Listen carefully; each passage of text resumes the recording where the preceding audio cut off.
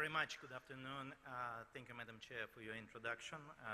I understand we're all pressed for time, so I'll try to be as brief as possible. But first of all, I certainly would like to acknowledge, just like my fellow presenters, the generosity of the Sri Lankan army and the hospitality that they have extended to us. Speaking of time,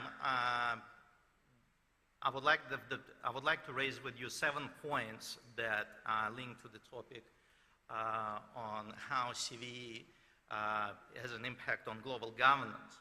But the first 3 points I want to make are more, I kind of follow the line of our discussions about how we need to actually increase our effectiveness when it comes to countering violent extremism.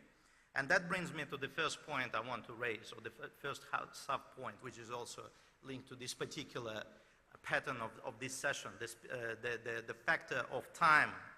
The factor of time and speed that obviously is one of key characteristics of modern war-fighting environment. And I think this is something we need to obviously consider in the context of the strategy, operational strategy, making sure that we actually start operationalizing what we've been talking about since this morning and for the past 10 or so years when it comes to CVE and make it user-friendly. In this context, I want to propose to you the first point.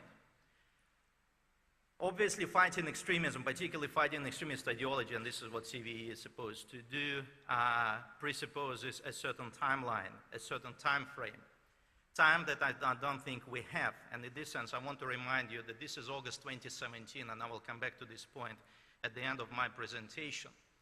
If you look at this very sketchy approach on how we define, or at least this is my view on how you do your threat assessment as well as risk assessment with regards to terrorism, the central and the point to my left, target vulnerability, would fall under what would be perceived to be traditional counterterrorism approach.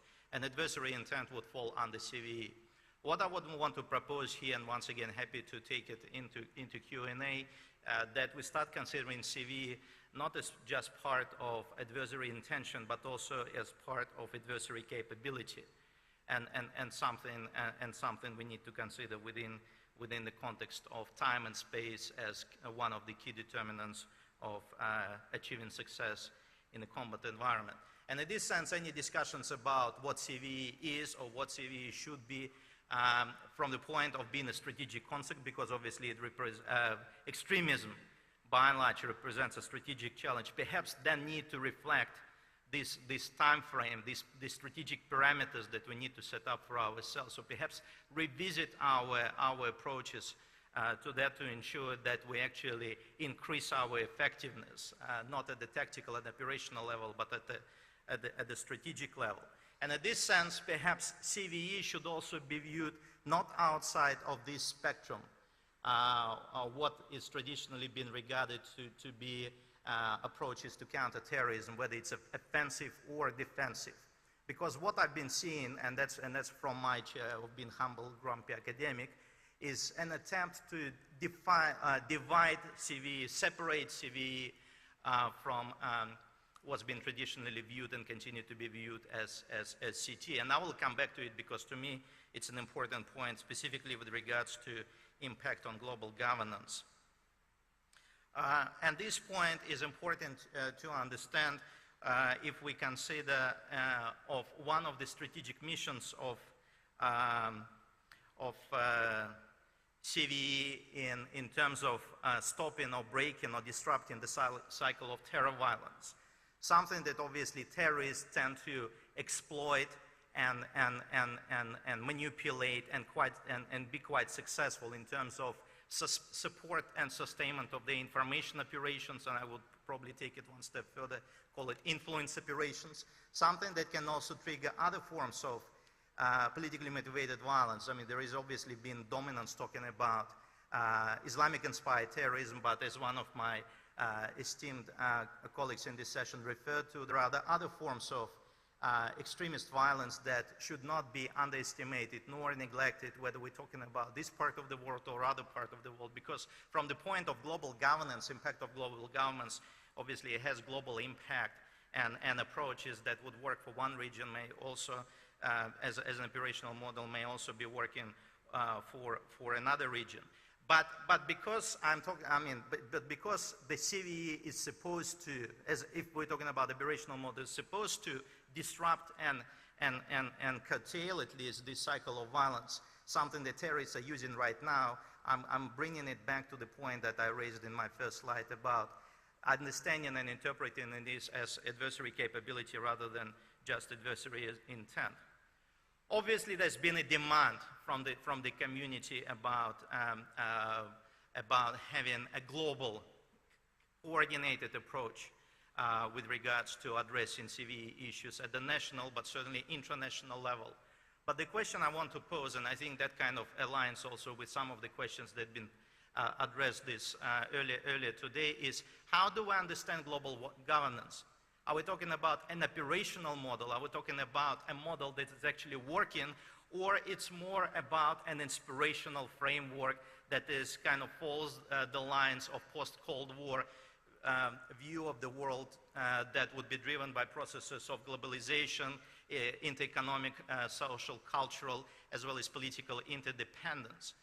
How can we define the impact of CVE on global governments without understanding what global governance is? And in this sense, I want to refer to a colleague of mine who is also based in Perth, Western Australia, where I have come from, Professor Sam McKinda, who provides this definition that to me is very striking about the understanding of global governance, and the reference is actually from the year 2003, not very latest. If we're talking about multifaceted phenomenon, is phenomenon something that is actually operational, that is proven, that is something working, or it's one of those grand designs and concepts that continue to be exploited, or something we aspire towards too? So that's another point we need to understand. But also, as esteemed speaker just before me have alerted to, already some CVE approaches have begun being constructed or modeled on the principle of multinational approaches. And I'm not saying it's wrong, but one of the key points that obviously we need to determine in terms of judging its effectiveness is, once again, what we're dealing with here. Are we dealing with something that is actually working, that is in the works, or something that is coming to life, or something that multinational bureaucracies tend to talk about and exercise in their wishful thinking, and how realistic it's going to be in terms of implementation? And certainly one of the points that I want to highlight is the trend that, at least once again, that's my personal opinion, that I've been noticing, that those proponents of CVE approaches tend to almost exercise a zero-sum approach, saying CT didn't work, CT triggers and contributes to this terror cycle of violence. As a result, we need to try something else. We try to go soft. We're trying to effectively exercise patience. We try to rehabilitate all the honorable intent and points that I think are worth of considering. But at the same time, I want once again to bring back to the point about looking at CVE from my perspective as adversary capability, not just adversary intent, because we're dealing with ongoing threat of terrorism. Do we have the luxury of seeing the results that may come to life in 10, 20 years? Yes, it is something that needs to be looked at from over the horizon perspective, but this sort of approach where either or, old school or new school, I don't think it's actually very productive. To me, it should be a combined effort. It should be an integrated approach rather than choosing one end, which may be kinetic, which may be hard power approach, etc., or choosing the other end, moving from one extreme to another. So finding this balanced approach, it's really important. And in this context, it brings me to the final point that I want to make about impact on global governance. And this is, once again, you can have a very optimistic, not idealistic, but certainly something I think we need to inspire to concept when global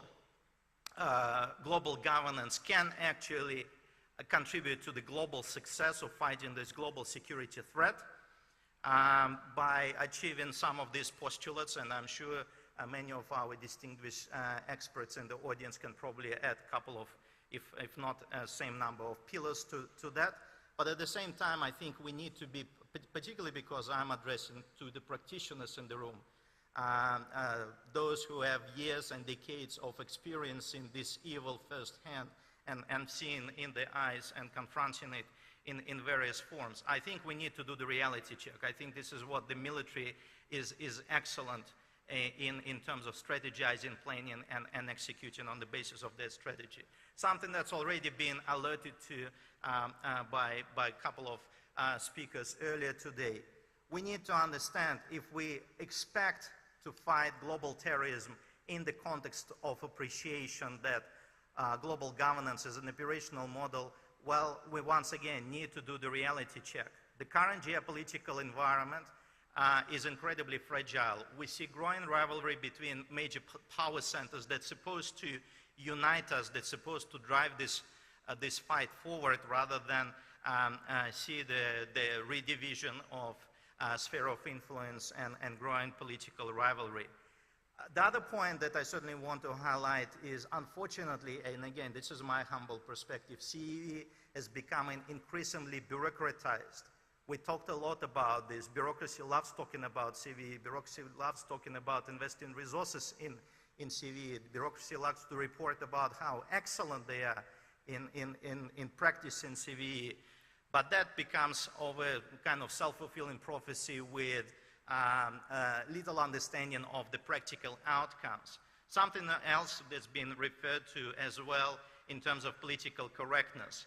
The softly approach, and certainly I'm speaking here from the West perspective, can also take another extreme when it's becoming way too sensitive to address this highly sensitive matter. Let's pretend, let's be soft, let's not try to upset, let's not try to actually undertake some decisive action in order to counter this radical challenge. As a result, we're running in circles, and as a result, we're making a political joke out of it.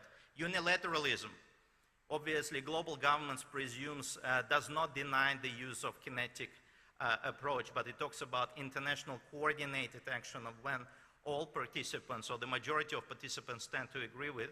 But as we've seen time and time again, unilateralism tend to dominate the kinetic resolution of CTE and part of that perhaps CVE. Even if there is an attempt to build coalition, obviously all of you are familiar with the term coalition of the willing. I think when it comes to fighting terrorism these days, and Syria and Iraq are prime examples, you actually can talk about coalition of select willing. So once again, global governance and how it can work as an effective tool, how CVE can have an impact on global governments. And finally, and I'm not going to dwell on this because it's been dealt with time and time again, but to me it's more tactical than strategic. If we cannot agree on basic definitions, if the United Nations as a multinational ideal platform for practicing global governments cannot actually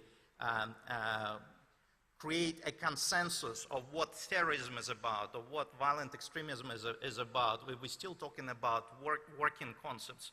Well, what kind of impact we can effectively talk about in terms of any positives right now? Obviously, we need to understand that hope dies last, and hopefully the future would be more optimistic to what I think I'm allergic to right now. So in conclusion, I want to make a couple of final observations. I think one of the challenges when we talk about CVE impact on global governance highlight, and to me it's a strategic challenge, it's a fundamental challenge, national interest versus collective responsibility. What overweights? What becomes prime to the operators, to international actors, to states, to the services, to the institutions that's supposed to effectively fight CVE and contribute to international coordinated effort? That is linked to another question or another challenge that I see, It's what I would describe as lack of political motivation by many to effectively come to terms and put their individual interests aside, national interests aside, geopolitical interests aside, and work towards common goal. As well as failure by the few, if obviously the platform, the international platform is failing, perhaps the alternative is when one actor provides a model and inspiration and drives this approach forward. I think we've seen this in early 2000s, and we've seen it later down the track, but this is when, once again, I was referring to coalition of the few rather than even coalition of the willing, rather than in an ideal world, in a world Alexey, we need to wind up. Yeah, global governance, coalition of the majority. The other point I want to make, something I have alerted to, is once again, if we're talking about effective CVE and effective CVE in the context of international approach, there should be no zero-sum game approach. CVE should not be presented as an alternative to CT. It should be sitting alongside, and perhaps it should be integrated in the CT, because once again, we're talking about immediate challenge. We're not talking about something that may come to us in some time, and we have time to prepare. However, it may transform CT from being an immediate responder contingency to something that would have this over the horizon long-reach solution.